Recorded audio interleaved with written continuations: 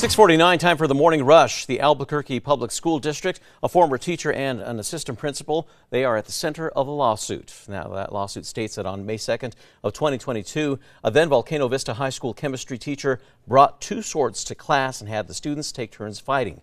The suit claims that the student was then cut.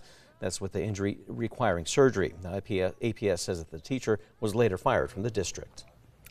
The man who pleaded guilty to shooting and killing a senior citizen in his Nob Hill driveway is beginning his prison sentence this morning. Felix V. Hill admitted to killing 64-year-old Carl Jurison back in June 2021. V. Hill will spend 11 years in prison, followed by 5 more years of probation. A man who was just feet away from the cinematographer who was shot and killed on the Rust film set took the stand in the Hannah Gutierrez trial. Rosa Diago testified about seeing cinematographer Helena Hutchins shot to death in October 2021. Prosecutors claimed that the film's armorer Hannah Gutierrez disregarded safety practices that eventually led to the on-set shooting. Erica. And here's a look at our school day forecast. It is a breezy but mild morning. And make sure you grab your windbreakers. You'll need them through the afternoon. The city is hopeful a new tool will give the community a better idea of how they're working to combat homelessness. The city's Health, Housing and Homelessness Department launched a portal showing data like how many times community safety responders have interacted with people. The city says the goal is to give the public insight into its everyday strategies for getting people off the streets. A new safety plan for Bernalillo County's Juvenile Detention Center could soon be in place. This comes after an incident where inmates took control of a part of the facility.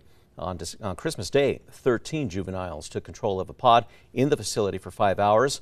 Recent changes have now included hiring and training more staff, along with increasing the programming for the current residents. Erica. And here's a look at our threat index. It is high today, as we'll be seeing those high winds with high fire danger.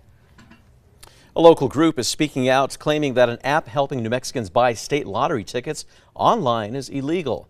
The app lets New Mexicans buy tickets for Mega Millions, Powerball, and other state-run lottery games online. And now the chairman for Stop Predatory Gambling New Mexico says that the app is a form of internet gambling that has not been authorized by the legislature. A young boy born with a rare genetic condition is competing for a chance to win a one-of-a-kind bike. 10-year-old Santiago Espinosa is living with chromosomal microdeletion. Now his family is hoping to win him an adaptive bike. If you're interested in helping him, we have a link to vote for him at alwayson.krqe.com. Erica. All right, to check on traffic. The maps are clear, no major accidents or slowdowns. And here's a look at the Big I. We're starting to see that traffic piling up going east on I-40 toward the Big I. This yoga class is taking on a new meaning to Downward Facing Dog. About a dozen pups brought into the Suncoast Animal League in Florida got their big stretches and snuggles in at Standard Procedures Rescue Dog Yoga class Sunday morning. Yogis paid $30 per ticket, with all of the proceeds going back to Suncoast. Time now for the 5 facts. And number 5, a 10-year-old Albuquerque boy born with a rare genetic condition is competing for a chance to win an adaptive bike. Santiago Espinosa is living with chromosomal microdeletion. His mom, Tomasita, says the bike will give her son independence. You can help him win that bike. All you have to do is vote. We have a link to do that on our website. And number 4, changes could be coming to a busy North Valley street. The county is hoping to make North 4th Street more inviting to pedestrians and bicyclists. Right now, the stretch of road north of Paseo del Norte to Alameda is a designated bike route but does not have a bike lane. Now, this project, if approved, would fix that. The changes also include reducing 2 lanes in each direction to just 1, as well as adding curbs, gutters, and sidewalks. Bernalillo County is going to be hosting a meeting this evening asking for community feedback. We will have those details on our website.